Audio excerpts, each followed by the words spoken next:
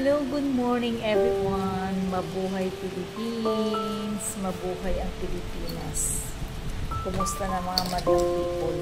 Magluluto po ako ng aking tanghalian.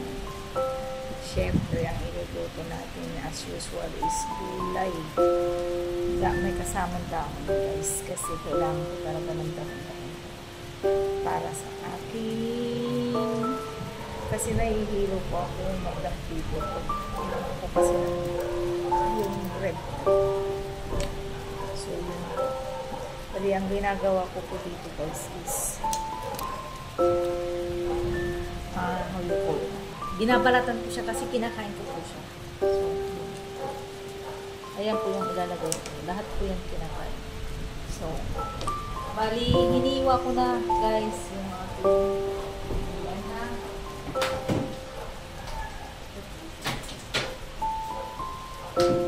so, konting ganito lang.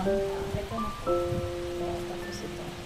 Hindi na po ako kumakain ng karas. Lalo ito na lang. So, kaya naglalagay po ako ng isulo. So, bukas naman isang palaya. Dahon muna yung pagkain po. Okay.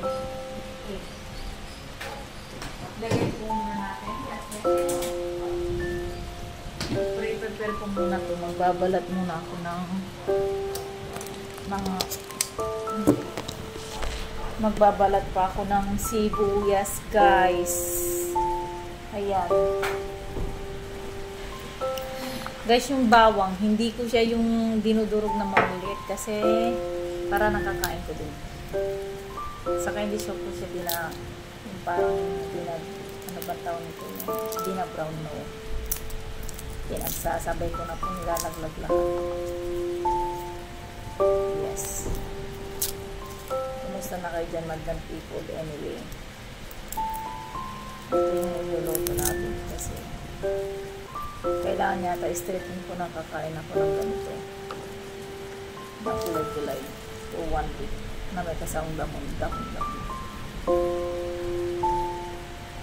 So, next day siguro ang aking kakainin is nilagang ni-steam na maybe water spinach si kangkong.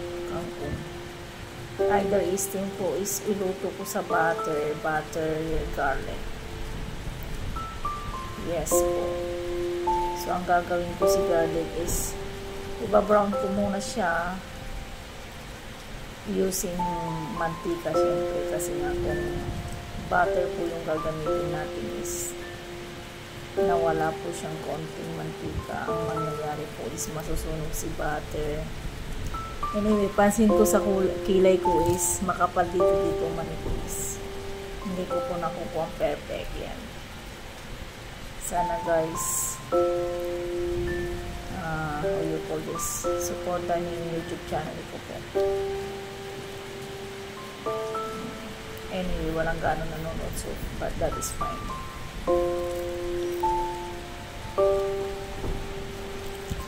Okay lang po yung kakaunti pong kakaunti yung subscriber ko, kakaunti po yung nanonood sa akin.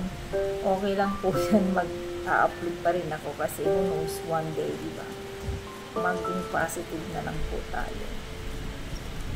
So anyway, ito, nagbabalat ako ng ganito. Ang tagal kong matapos guys. Tapos hihiwain ko po siya ng maliliit na long pahaba. Sobrang nipis kasi kinakain ko po siya guys, kaya po siya binabalatan. So manipis ang gagawin ko kasi kagaya po ng bawang na pahaba din. So anyway, yung bawang kahit hindi na siya pahaba, kahit pabilog na, ito pahaba po ginagawa ko kasi tapos manipis para makakain natin. Yes, so magkukuha lang ako ng kalahati ng sibuyas guys kasi mamaya is makagamit ko yan pag lulutuan ko si boss ng hapunan. Anyway, si boss medyo masama po ang kanyang pakiramdam. Mayroon po siyang running nose. Gusto ko sana siyang bilhin ranas saka mga pineapple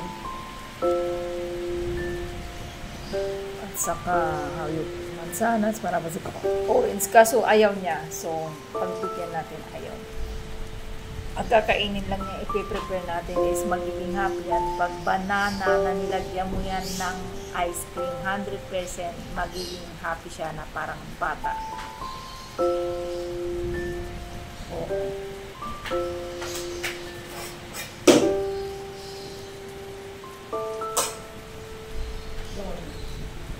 Banana lang daw ang kakainin niya. Banana lang daw. So anyway, gusto ko sana sambilan ng tips kaso mainit yata naman ako. Kaya mamaya na lang. Siguro mamaya hapon pagbibili ako ng gamot. Anyway, sana bigyan ako ng gamot kasi last na tong month, last na tong week na to. Hindi ako makabili kasi ng gamot ko guys pag wala yung reseta ng doktor. Pero kung makabili ako, siguro next month na ako magpunta sa doktor sa amin. Next month na rin sana ako magpapalaboratory. Kaso kung hindi po ako makakabili, talagang wala po tayong magagawa kundi magpapa-check up at magpapalaboratory kasi hindi naman ako pwedeng pumunta sa doktor na wala po yung laboratory. Matik po yun kasi yun po siya binabase po yung iniinom ko ng milligram na gamot. Wala yun. Yun na po yung bilin sa akin ng doktor. Huwag ka nang pumunta sa akin pag wala kang dalang laboratory result kasi sayang lang yung 700 pesos mo na ibabayad mo sa check-up mo sa akin. So, yun. Sayang din yung check-up anyway. Magpa-laboratory na lang. Kung walang pang pa-laboratory, huwag ka. Hindi ko alam. Hindi kailangan talaga magpa-laboratory kasi sayang na yung pupunta mo. Kasi hindi ka bibigyan ni Doc ng kanyang gamot.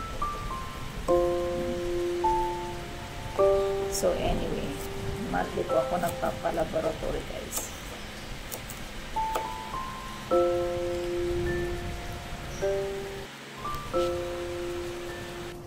Ito na guys, start na tayo magluto.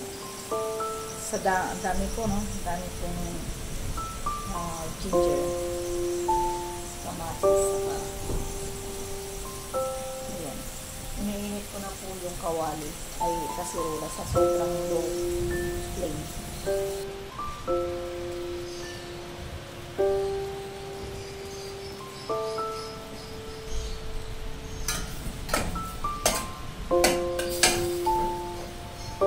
Low heat masyado yung pinagpagawa ko.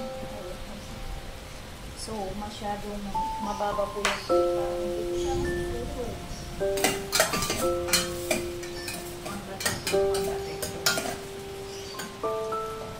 Anyway, laglag ko na sa sibuyas. Sabay-sabay ko na ako.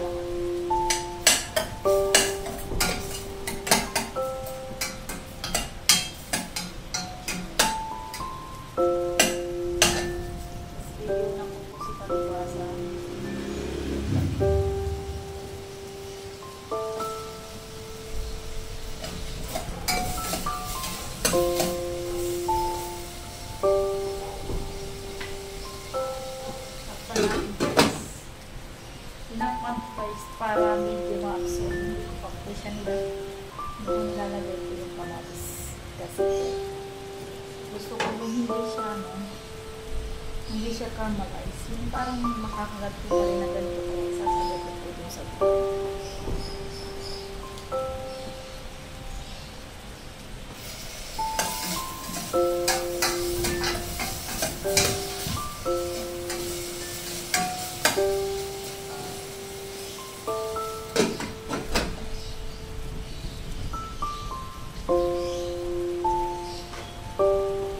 Ilalagay ko na po yung gulay.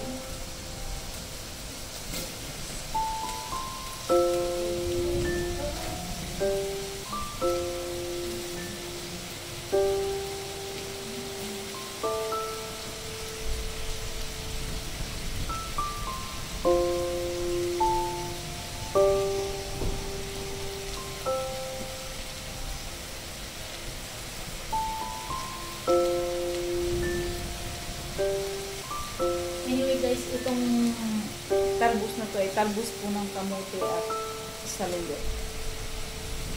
Pinatalo. Ewan, hindi ko pinatry yung alok-balik ko. Masarap ba yun? Tapos, lalagay ko ng kamatis guys. Tapos, lagyan natin ng pampara.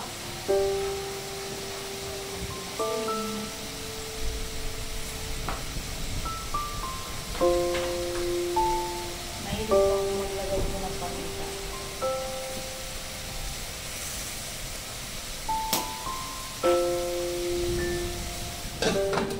Suluhit lang guys kasi para hindi siya masusunog. Lagyan na natin ng konting tubig po.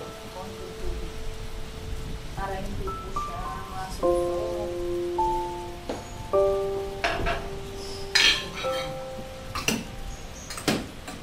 Ayan guys.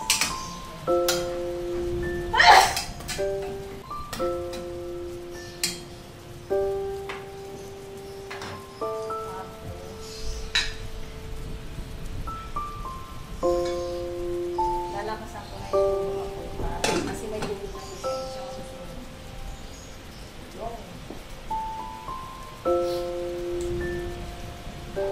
Tubig. Bali, ayan. Nilagay ko na po siya yung dahan-dahan. So, nakalagay ko na ngayon. So,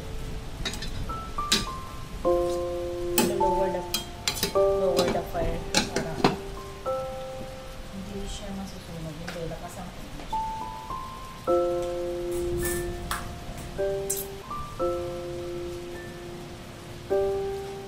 Tingnan natin guys pag kumulo.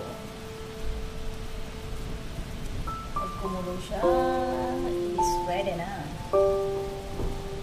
Yo!